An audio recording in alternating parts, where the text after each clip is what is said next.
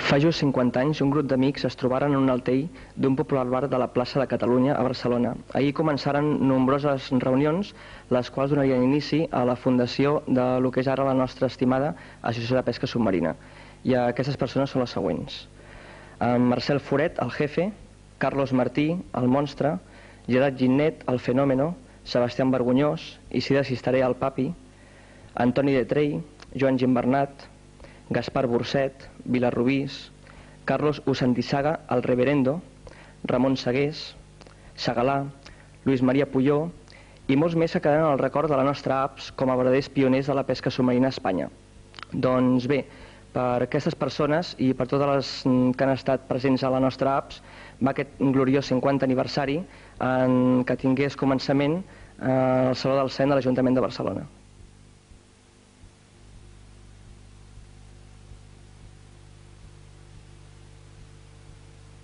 L'alcalde de Barcelona, Pasqual Maragall, i el regidor de Relacions Ciutadanes i Esports, Enric Batlle, el pogué presentar en aquest marc incomparable del Saló de Cent el 50è aniversari de l'Associació de Pesca Submarina de Barcelona.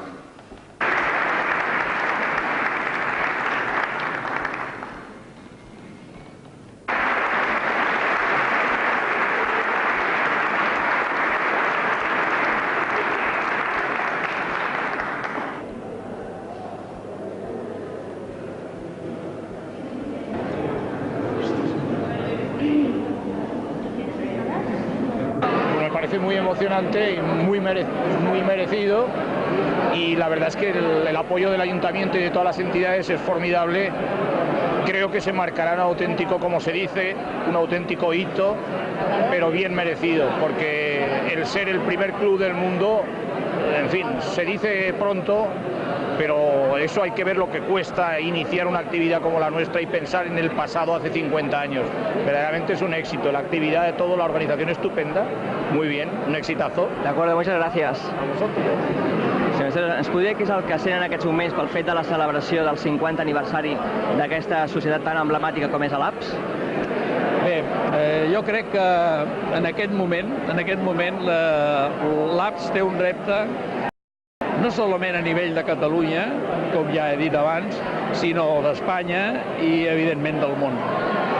I el reconeixement que ha començat a casa nostra, per dir-ho d'alguna manera, perquè serem l'Associació de Pesca Submarina de Barcelona, serà un reconeixement que creiem, i no m'equivoco en aquest sentit, que serà un reconeixement mundial.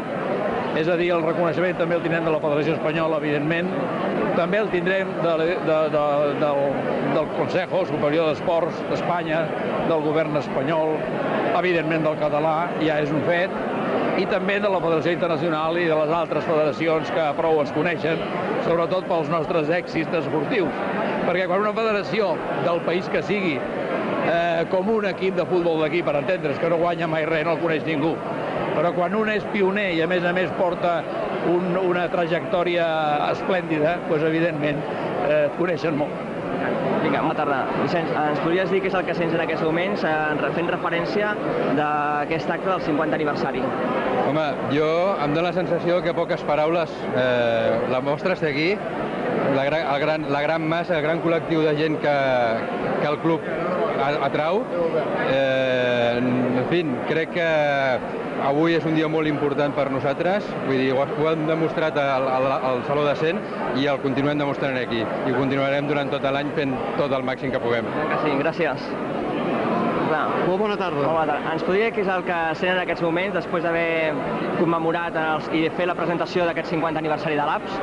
Home, sento el que he dit en la intervenció que he fet en el Saló de Cent.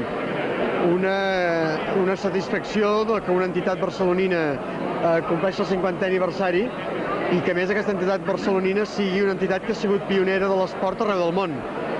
I a més una entitat que, i això no ho he dit al Saló de Cent i ara ho estava comentant amb els directius de l'APS, que té diversos aspectes. És una entitat esportiva, però a la vegada també és una entitat de promoció del respecte a la natura.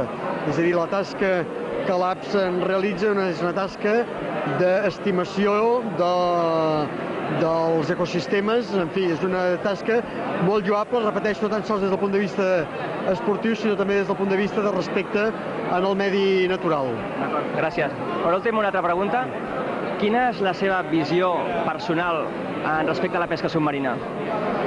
Mireu, jo soc de terra endins, soc una persona que el mar el desconec bastant i vaig tenir una sorpresa quan em van venir els directius de l'APSA a presentar-me els actes del 50è aniversari, perquè desconeixia molts aspectes de la pràctica del vostre esport, de la vostra activitat. I realment, quan me la vaig sentir explicar i quan explicant-me-la ell jo vaig rememorar les imatges que de petit tenia de les expedicions d'en Cousteau i de tal, doncs vaig pensar que el món submarí és un gran desconegut, però a la vegada té, o precisament per això, perquè és un gran desconegut, té un encant extraordinari, un encant extraordinari. D'acord, moltes gràcies.